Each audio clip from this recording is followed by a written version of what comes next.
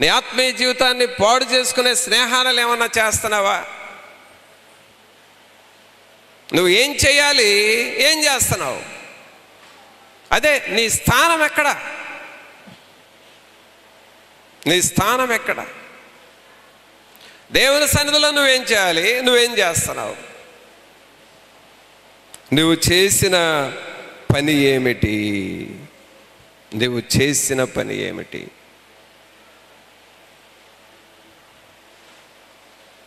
కయను, నీ చేతులతో చేయరాని పనులు చేశావు, నాకు తెలుసది. నువ్వు చెప్పు, నువ్వు చేసిన పని ఏమిటి? సోదరుడా, సహోదరి, పరిశుద్ధాత్మ దేవుడు నేడు సంఘాన్ని హెచ్చరిస్తూ ఉన్నాడు. మనం ఏం చేస్తున్నాం? మనం ఏం చేస్తున్నాం? ఇక్కడ వీరి విషయంలో చూస్తే ప్రియులారా, ఆదాము ఎప్పుడైతే దేవుని దగ్గరకు రాకుండా చాటుగా వెళ్ళి దాక్కున్నాడో, పాపము ఒప్పుకోకుండా దాక్కున్నాడో, ఆ పాపముతోనే ఆదాము దేవుని సహవాసాన్ని పోగొట్టుకున్నాడు. సోదరుడా, యవనస్తుడా, యవనురాలా, తల్లి, తండ్రి, నీవు పాపమును దాచి ఒప్పుకోకపోతే ఆ పాపమే నిన్ను దేవుని నుండి దూరంగా నెట్టేస్తుంది. అందరము లెక్కలోకి వస్తామండి, ఎవరం తప్పించుకోలేము. నీవెవరైనా సరే తప్పించుకోవటానికి లేనే లేదు.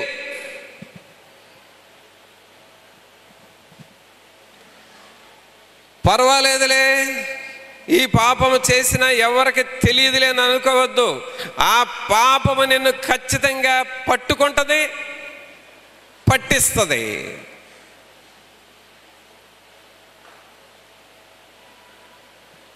నీవు చేసిన పని ఏమిటి? నువ్వు దేవుని సన్నిధికి వస్తున్నావు, కానీ నువ్వు చేస్తున్న పనులు ఏంటి? అసలు దేవుని పనుల్లాగా ఉన్నాయా? దేవునిని మహిమపరిచే పనుల్లాగా ఉన్నాయా? దేవునిని ఘనపరిచే పనులు చేస్తున్నావా? లేక దేవుని నామానికి అవమానం తెచ్చే పనులు చేస్తున్నావా?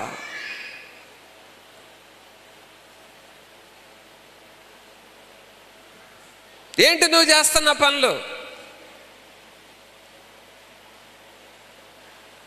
ప్రభు మనలను ప్రశ్నించే సమయం అండి ఇది. నువ్వు చేస్తున్న పనులు ఏంటి అసలు? ఆదాము చేసిన పని దేవునికి నచ్చలేదు కాబట్టి ఆదామును ఆ తోటలో నుండి బయటికి నెట్టేశాడు. కయ్యూను చేసిన పని దేవునికి నచ్చలేదు కాబట్టి దేవుడి వ్యక్తిని ఏమంటున్నాడంటే, నీవు భూమి మీద దిగులు పడుచు దేశ దిమ్మరు అయిపోతావు అని చెప్పాడు. ఎంత భయంకరమైన పనులండి. సోదరుడా, సహోదరి, మనం చేసుకునే పనులు ఉద్రేకంగా చేస్తావే, ఎవరో నీ ఆత్మీయ జీవితాన్ని చెడగొట్టడానికి చాటుగా మాటలు చెబితే అవి వింటావే, ఆ పనులే నీ ఆత్మీయ జీవితాన్ని చెడగొట్టేస్తాయి.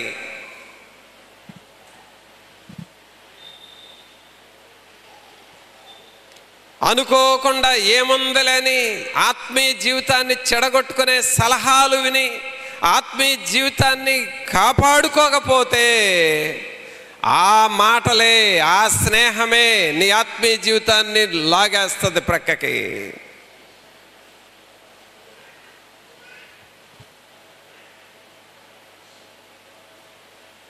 కయను ఏముందలే, నా తమ్ముడు అర్పణను దేవుడు అంగీకరించాడు, నేను కూడా పశ్చాత్తాపడదాం, ఈసారి నన్ను ప్రభువు కనికరిస్తాడులే అని అనుకుంటే ఏముండేది కాదు, సింపుల్ అయిపోయేది, బయటపడేవాడు. కానీ అలా అనుకోలేదు, కోపము, ద్వేషం పెంచుకున్నాడు, చేయరాని పనులు చేశాడు, మాట్లాడకూడని మాటలన్నీ మాట్లాడాడు. సహోదరుడా, సహోదరి, నీవు చేయరాని పనులు చేస్తావు, మాట్లాడకూడని మాటలు కూడా మాట్లాడుతూ ఉంటున్నావు. ఈ మాటలు నీ ఆత్మీయ జీవితాన్ని చెడగొడుతున్నాయి.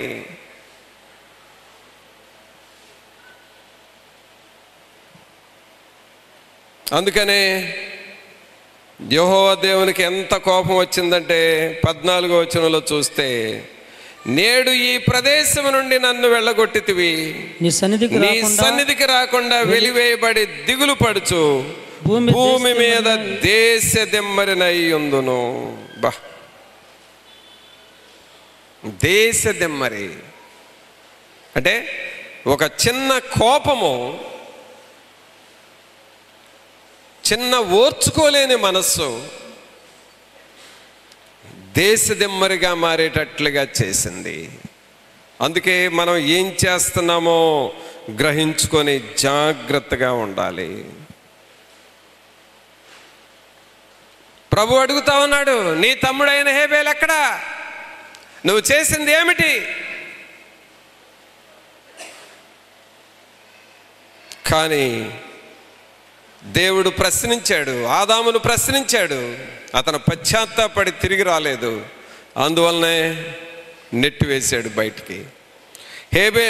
కయ్యూనును ప్రశ్నించాడు, ఇతను పశ్చాత్తాపడలేదు, అందువలన దేవుడు ఆయన్ని దేశదిమ్మరు అయిపోతావని వదిలేశాడు. కానీ ఇంకొక వ్యక్తిని ప్రశ్నించాడండి దేవుడు. ఈ వ్యక్తి ఎవరంటే 16వ అధ్యాయం చూడండి. 16వ అధ్యాయము, ఆదికాండంలోనే 16వ అధ్యాయము. ఈ వ్యక్తిని ప్రశ్నించాడు. ఆ ప్రశ్న ఏమిటంటే 16వ అధ్యాయము 8వ వచనం చూడండి. 16వ అధ్యాయము 8వ వచనం. శారయి దాసి అయిన హాగరు, శారయి దాసివైన హాగరు, ఎక్కడ నుండి వచ్చితివి? ఎక్కడ నుండి వచ్చితివి? ఎక్కడికి వెళ్ళుచున్నావని అడిగినందుకు అది నా యజమానురాలైన శారయి యొద్ద నుండి పారిపోవచ్చున్నానెను. ఈ హాగరులో పిల్లరా, ఈ ప్రశ్న కూడా దేవదూత అడిగాడు. వీళ్ళ ముగ్గురిని దేవుడే అడుగుతున్నాడు. ఆదామును దేవుడే అడిగాడు, ఎక్కడున్నావని. అలాగే కయ్యూనును దేవుడే అడిగాడు, నీవు చేస్తున్న పని ఏమిటి అని. అలాగే హాగర్ను కూడా దేవుని దూతలే అడుగుతున్నారు. ఏమని అడుగుతున్నారు? శారయి దాసివైన హాగరు, ఎక్కడ నుండి వచ్చితివి? ఎక్కడికి వెళ్ళుచున్నావని అడిగినందుకు అది నా యజమానురాలైన శారయి యొద్ద నుండి పారిపోవచ్చున్నానెను. పిల్లరా, ఇక్కడ శారా దగ్గర ఉన్నటువంటి దాసి హాగరు, ఈమెను కూడా దేవుడు ఒక ప్రశ్న వేశాడు. ఏంటి ఆ ప్రశ్న అంటే, ఎక్కడ నుండి వచ్చితివి? ఎక్కడికి వెళ్ళుచున్నావు? నువ్వు ఎక్కడి నుంచి వస్తున్నావు? నువ్వు ఎక్కడికి వెళుతున్నావు?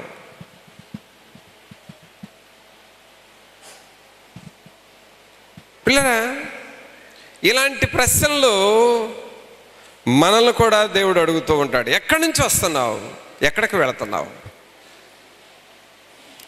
ఇలాంటి ప్రశ్నలండి సింపుల్ పదాలే, సింపుల్గా అడిగే ప్రశ్నలే.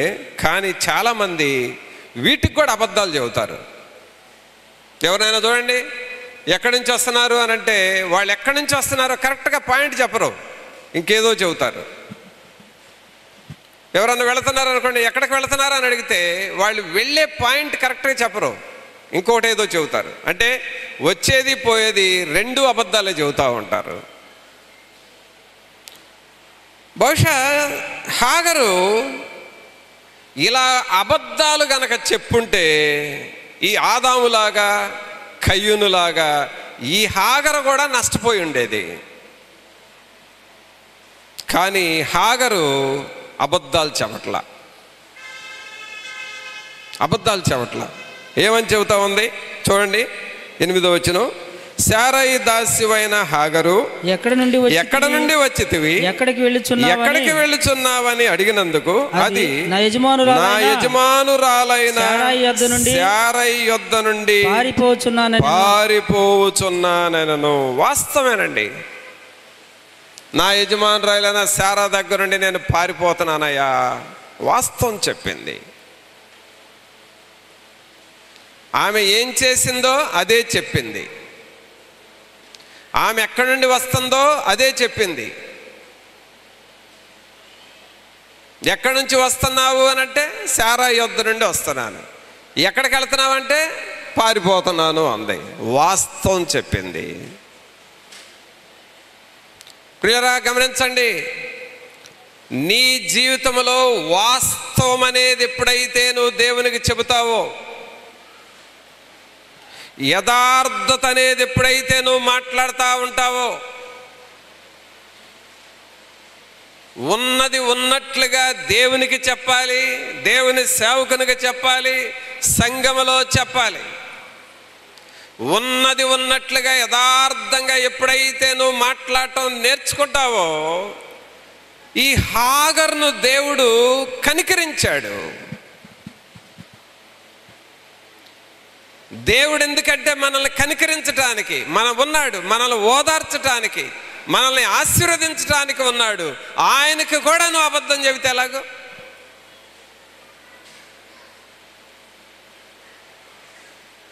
ఇక్కడ ఒక సహోదరుని గురించి నేను విన్న సాక్ష్యం ఏంటో చెప్పేదా? వేరే వాళ్ళు నాకు చెప్పిన విషయం ఏంటంటే, ఈ సహోదరుడు ఒక్క నిజం కూడా చెప్పడన్నా అని అన్నారు. ఒక్క నిజం కూడా చెప్పడు, ఆల్మోస్ట్ అన్ని అబద్ధాలే చెబుతాడు అని విన్నాను. అంటే అదేమన్నా నీ టాలెంట్ అనుకుంటున్నావా? అది నీ స్టైల్ అనుకుంటున్నావా? అబద్ధం అన్ని ఎవరు అడిగినా, ఎప్పుడు అడిగినా, ఏది అడిగినా అబద్ధమే చెప్పడం అది నీ స్టైల్ అయిపోయింది అనుకున్నావా?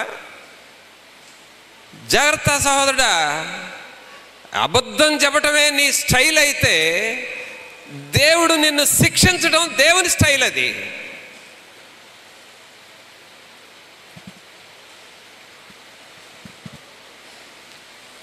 ఎన్నడూ కూడా దేవునికి కోపం వచ్చే పనులు చేసుకోవద్దు.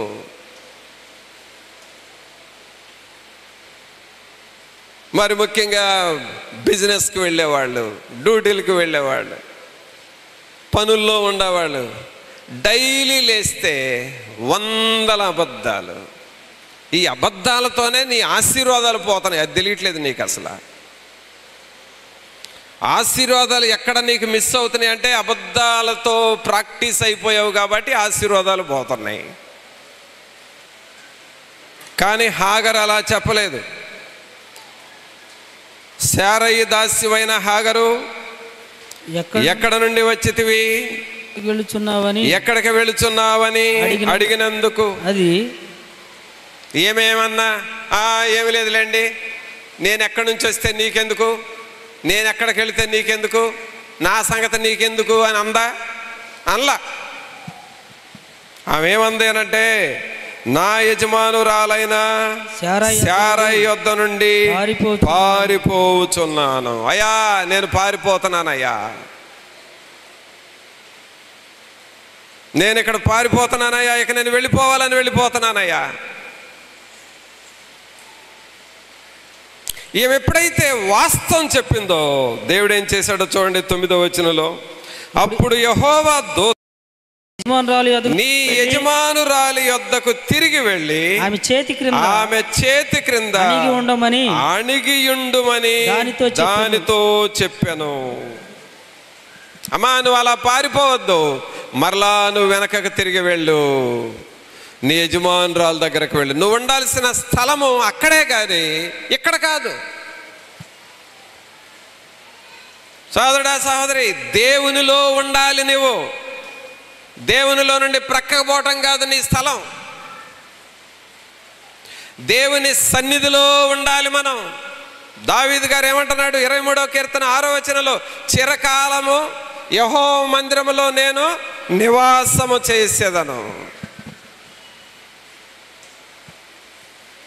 దేవుని మందిరములోనే ఉండాలి, దేవుని సంఘాన్ని కట్టిపెట్టుకోవాలి, దేవుని సేవకునితో ఉండాలి, దేవుని వాక్యముతో ఉండాలి, దేవుని చిత్తములో ఉండాలి, దేవుని సన్నిధిలో మనం ముందుకు సాగుతూ ఉండాలి. అప్పుడు నీవు నీ కుటుంబం వర్ధిల్లుతూ ఉంటారు.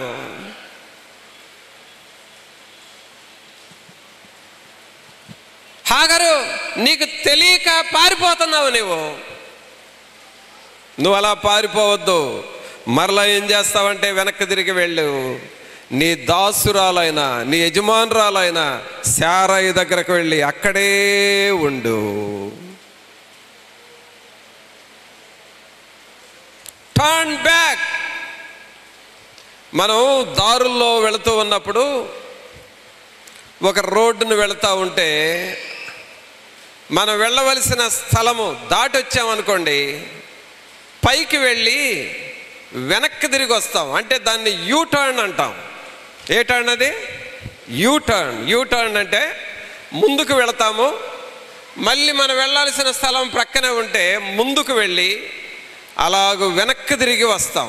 యూ టర్న్ తీసుకోండి అని అంటాం. యూ షేప్లో టర్న్. ముందుకు వెళ్ళటం, ప్రక్కకి జరగటం, మరలా వెనక్కి రావటం. You turn. సోదరులారా, మన ఆత్మీయ జీవితాల్లో మనము యూ టర్న్ తీసుకుంటూ ఉండాలి. ఈ హాగరు యూ టర్న్ తీసుకుంది. హాగరు మరి శారాయి దగ్గర నుండి, అబ్రహాం దగ్గర నుండి వెళ్ళిపోయింది. కానీ ఎప్పుడైతే దేవదూత అక్కడ కనబడి వెనక్కి వెళ్ళు అన్నాడో, వెంటనే యూ టర్న్ తీసుకుంది. వెనక్కి తిరిగి శారా దగ్గరికి వెళతా ఉంది. సాతానుడు అనేక సార్లు నేను దారి తప్పించాలని చూస్తూ ఉంటాడు. నీ మనస్సును ప్రక్కకు నెట్టేస్తూ ఉంటాడు. దేవుని చిత్తములో నుండి, దేవుని వాక్యములో నుండి, దేవుని సన్నిధిలో ఉండకుండా నిన్ను ప్రక్కకు నెట్టేయాలని చూస్తూ ఉంటాడు. దేవుడు అంటున్నాడు, నీవు యూ టర్న్ తీసుకో. నువ్వు వెళ్ళే మార్గం సరైనది కాదు, వెనక్కి తిరుగు. యాత్రికుని ప్రయాణంలో కూడా జాన్ బన్యాన్ గారు రాసిన మాటలు ఏమిటంటే, ఒక యాత్రికుడు అనగా రక్షణ పొందిన విశ్వాసి పరలోకానికి వెళ్ళే దారిలో వెళుతూ ఉన్నప్పుడు సాతానుడు అనగా లోక జ్ఞాని వచ్చి అతని మార్గం తప్పిస్తాడు. మార్గం తప్పించేసి దేవుని మార్గంలో నుండి, జీవ మార్గంలో నుండి ప్రక్కకి మళ్ళిస్తాడు. ఇంకంతే, ఆయనకు దారి తప్పిపోయాడు. ఇంకేం చేయాలన్నా, విశ్వాసి దగ్గరకు దేవుడు తన సేవకుని పంపించి అక్కడికి వెళ్ళి, ఏం సహోదరుడా ఎక్కడెందుకున్నావంటే, అయ్యా నేను దారి తప్పిపోయాను. ఎందుకు దారి తప్పిపోయావు? లోకస్తుల మాటలు విన్నావు. సహోదరుడా, సహోదరి, నీ జీవితంలో నీవు దారి తప్పిపోయేది ఎప్పుడో తెలుసా? దేవుని సేవకుడు చెప్పిన మాటలు వినకుండా లోకస్తులు చెప్పే మాటలు నీకు బాగా నచ్చుతాయి. అప్పుడు నీవు దారి తప్పుతూ ఉంటావు. నీ కుటుంబమైనా అదే, నీ జీవితమైనా అదే, నువ్వు తీసుకునే నిర్ణయాలు కూడా అవే. వాక్యం చెబుతున్న మాటనేమో ప్రక్కన పెడతావు, వాక్యానుసారంగా నీకు నేర్పించే సేవకుడు మాటను ప్రక్కన పెడతావు. ఈ లోకస్తుల మాటలు విని నీవు నిర్ణయం తీసుకుంటా ఉంటావు. ఆ మార్గము అపాయకరమైన మార్గం అని నీకు తెలియట్లేదు. ఈ హాగరు ఎవరి మాట విందో కానీ మొత్తం మీద తన యజమానురాలైన శారాను వదిలిపెట్టి వెళ్ళిపోయింది.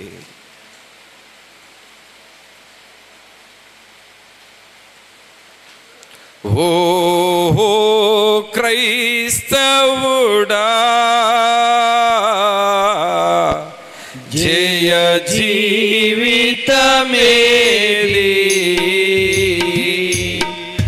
జాలించెను సాతాను నిన్ను, జారితివే మరి వేసారితివే. ఓహో క్రైస్తవుడా, విజయముగా బ్రతుకను రుజన నమున నిజ దైవము నిన్ను సృజించెనుగా విజయముగా బ్రతుకను రుచినమున అందరూ చేతులు పైకి లేపి చప్పట్లు కొడుతున్నారు అందరూ. నిన్ను సృజించెనుగా జారితివే సారితివే జారితివే సారితివే వెనుకాడియో వేషము విడువా ఓహో క్రైస్తవుడా జయ జీవితమేది జాలించెను సాతాను నిన్ను జారితివి మరి వేసారితివి ఓహో క్రైస్తవుడా. ప్రియులరా, హాగరు జారిపోయింది, యజమానురాల్ని శారాను వదిలిపెట్టింది, పారిపోయింది. కానీ ఆమె చేసిన ఒక మంచి పని ఏమిటంటే దేవుడు అడిగినప్పుడు వాస్తవం చెప్పింది. ఎక్కడి నుండి వస్తున్నావు? హాగర్ నా యజమానురాల దగ్గర నుండి వస్తున్నావు. ఎక్కడికి వెళుతున్నావు? పారిపోతున్నా. ఎక్కడికి పారిపోతున్నావు? ఏమో తెలియదు, పారిపోతున్నా. ఇప్పుడు ప్రభు అంటున్నాడు, యూ టర్న్ తీసుకో, నీవు వెనక్కి తిరుగు. సోదరుడా, సోదరి, నీ పాపంలో పడి పారిపోతా ఉన్నావేమో, నీ స్నేహాల్లో పడి పరిగెత్తుతూ ఉన్నావేమో, ఎవరో ఏదో చెప్పిన మాటలు విని అవి మనసులో ఎక్కించుకొని ఆత్మీయంగా జారిపోతా ఉన్నావేమో. నీవు యూ టర్న్ తీసుకో, వెనక్కి తిరుగు. మళ్ళీ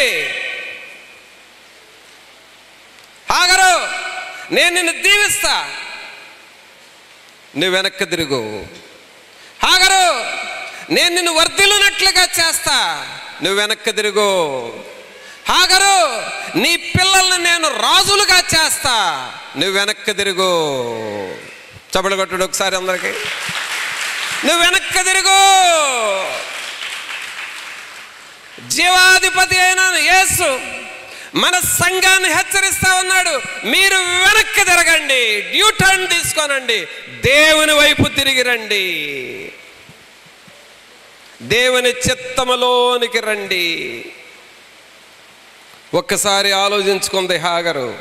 ఎక్కడికో పారిపోవాలని వెళ్ళిపోయింది. అక్కడ దేవదూత కనపడి తిరుగు వెనక్కేనంటే మరలా వెనక్కి తిరిగి మరలా శారా దగ్గరికి వెళ్ళిపోతా ఉంది. కొంతమందికండి పోవటమే తెలుసు, దేవుడు పశ్చాత్తాపడి వెనక్కి తిరుగు అని అంటే తగ్గించుకోవటం తెలియదు. నువ్వు చేసేది తప్పు, నువ్వు చేసేది పొరపాటు, మానేసేయి, వెనక్కి తిరుగు అని అంటే తగ్గించుకోవడానికి ఇష్టం ఉండదు, వెనక్కి తిరగటానికి ఇష్టం ఉండదు. దేవుడు హెచ్చరిస్తాడు, కానీ తగ్గించుకోవడానికి ఇష్టం లేక అలాగూ పాడైపోతూ ఉంటారు. ఈ శారా అలా కాదు, వెంటనే వెనక్కి తిరిగింది. మార్గము చూపుము ఇంటికి, నా తండ్రి ప్రేమ ప్రపంచము చూపించు కంటికి, మార్గము చూపుము ఇంటికి, నా తండ్రి.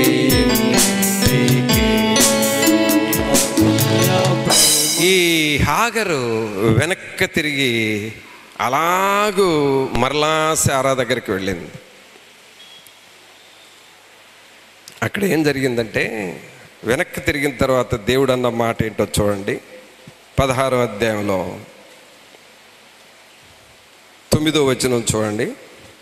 ఇప్పుడు అప్పుడు యెహోవా దూత నీ యజమానురాలి నీ యజమానురాలి యొద్దకు తిరిగి వెళ్ళి ఆమె చేతి క్రింద ఆమె చేతి క్రింద అణిగి యుండుడని దానితో చెప్పాను, యుండుమని దానితో చెప్పాను.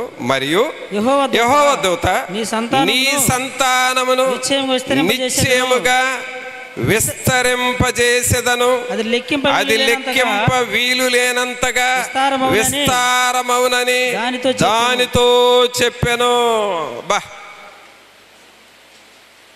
నీ సంతానము విస్తారమవుతుంది, నీ సంతానము విస్తరిస్తుంది, లెక్కింపలేనంతగా విస్తరణగా నేను చేస్తాను, నీ పిల్లలు రాజులవుతారు అని చెప్పాడండి.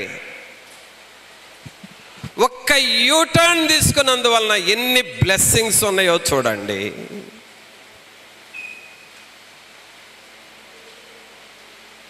కయ్యూను వెనక్కి తిరగల, ప్రభువా నేను చేసింది తప్పేనయ్యా, నేను పొరపాటు చేశాను, నన్ను క్షమించయ్యా అని వెనక్కి తిరగల, యూటర్న్ తీసుకోలా. ఆదాము, ప్రభువా నేను నిన్ను వదిలిపెట్టి వెళ్ళటం తప్పేందాయన, నన్ను క్షమించు అని వెనక్కి తిరగల. ప్రభునందు పిల్లరా, ముగ్గురు వ్యక్తుల్ని ఈ ఉదయకాలం ప్రభు మనకు చూపిస్తున్నాడు. ముగ్గురు వ్యక్తుల్ని. ఒకరెవరు? ఆదాము. రెండోవారు ఎవరు? కయ్యూను. మూడోవారు ఎవరు? హాగరు. ఆదాము దాక్కున్నాడే కానీ వెనక్కి తిరిగి రాలేదు, అందువలన తోటలో నుండి వెనక్కి తోలివేయబడ్డాడు. కయ్యూను తప్పు చేశాడు కానీ నేను తప్పు చేశానని ఒప్పుకోలేదు, వెనక్కి తిరగలేదు, అందువలన అతను దేశదిమ్మరైపోయాడు. హాగరు కూడా తప్పు చేసింది, అబ్రహామును శారాను వదిలిపెట్టి వెళ్ళింది, కానీ దేవుడు అడిగినప్పుడు వాస్తవం చెప్పింది, నేను నా యజమానురాల దగ్గర నుండి వెళుతున్నాను, ఎక్కడికి పారిపోతున్నానో నాకే తెలీదు అంది, నువ్వు వెనక్కి తిరుగు అని చెప్పాడు.